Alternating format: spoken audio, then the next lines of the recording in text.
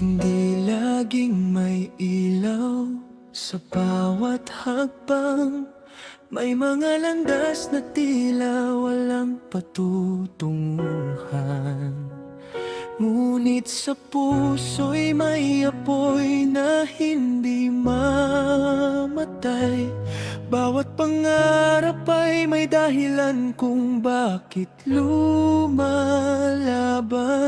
Di sapat ang maghintay sa pag-ikot ng panahon.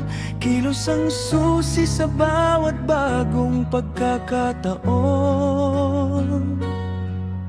Kapag may tiwala at lakas ng loob, unti-unting maaabot ang tuktok.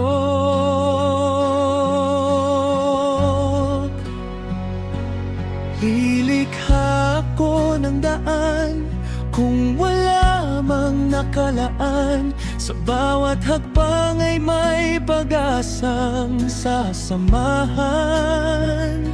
Maniniwala sa sarili, sa Diyos ay aasa. Hindi susuko kahit mabagal ang takbo ng umaga.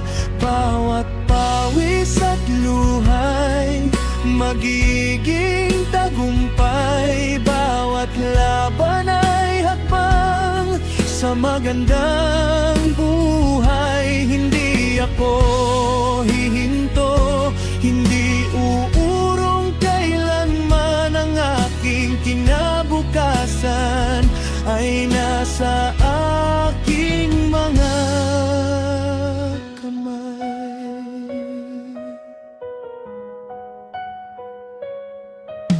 May mga unos na susubok sa paninindigan.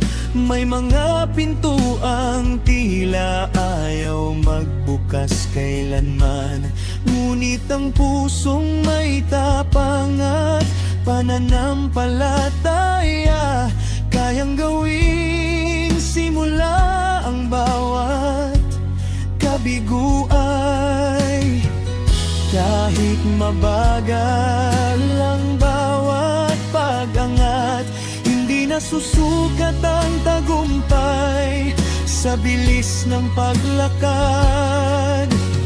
Ang mahalaga'y patuloy na lumalaban at hindi kailanman bibitawan ng pangarap. Lilikha ko ng daan kung wala mang nakalaan. Sa bawat hakbang ay may pag-asang sasamahan. Maniniwala sa sarili, sa Diyos ay aasa. Hindi susuko kahit mabagal ang takbo ng umaga.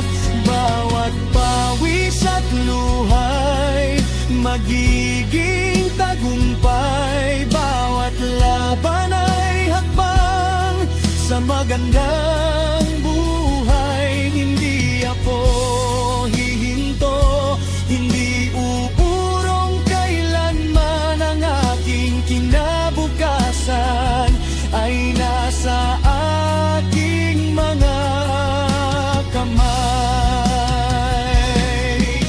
Kapag ang mundo'y tila nagsasabing imposible, mas lalo kong pipiliing manalig at bumangon muli.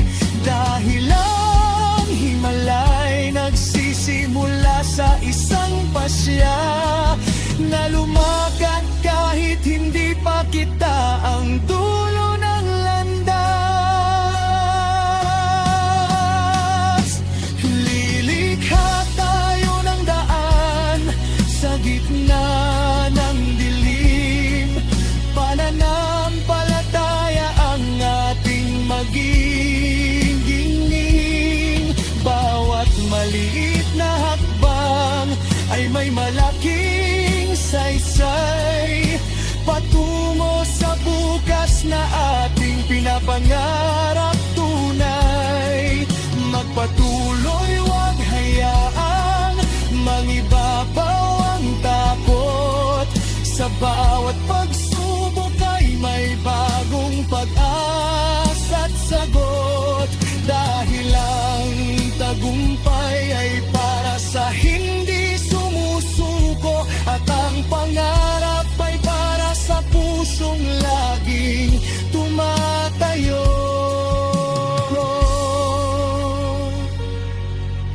Hindi hihintayin ang pagkakataon. Ako ang lilikha nito sa tulong ng Diyos, sa lakas ng loob. Ang bukas ay sisimula.